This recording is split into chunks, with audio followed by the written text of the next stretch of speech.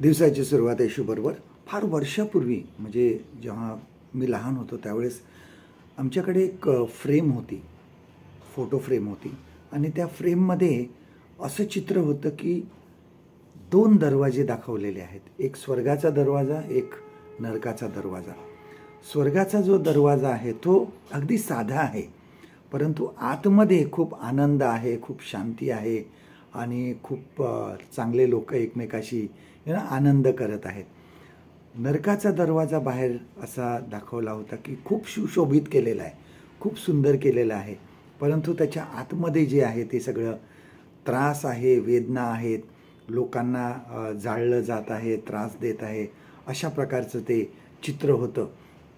आणि ज्यावेळेस आपण 100वा स्तोत्र वाचतो त्यावेळेस त्याच्यामध्ये बघा लिहिलेलं आहे की हे उपकार स्तुती करण्याचं स्तोत्र आहे, देवाचे उपकार करण्याचे स्तोत्र आहे. त्यामध्ये लिहिले आहे की देवाचे उपकार स्मरण करीत त्याच्या द्वारात प्रवेश करा, त्यांच्या दरवाजात मधून आतमध्ये जा, द्वारामध्ये जय जयकार करा परमेश्वराचा, त्यामध्ये प्रवेश करा, परमेश्वराचा गायन गात त्याच्या पुढे जा.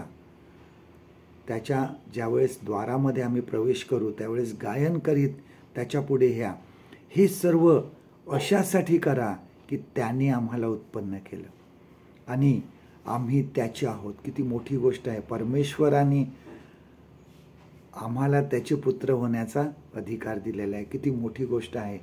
म्हणून त्याचे उपकार स्मरण करा.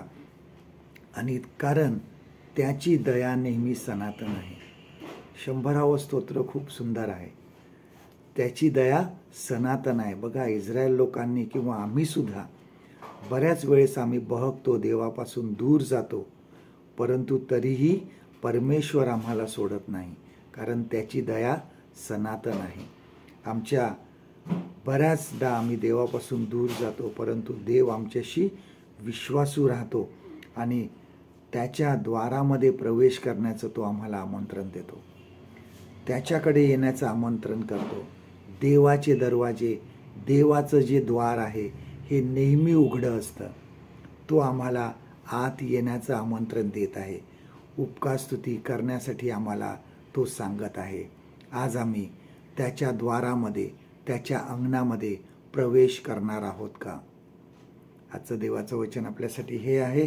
स्तोत्रसंहिता 100 आणि पहिलं वचन, साम 100 and verse 1.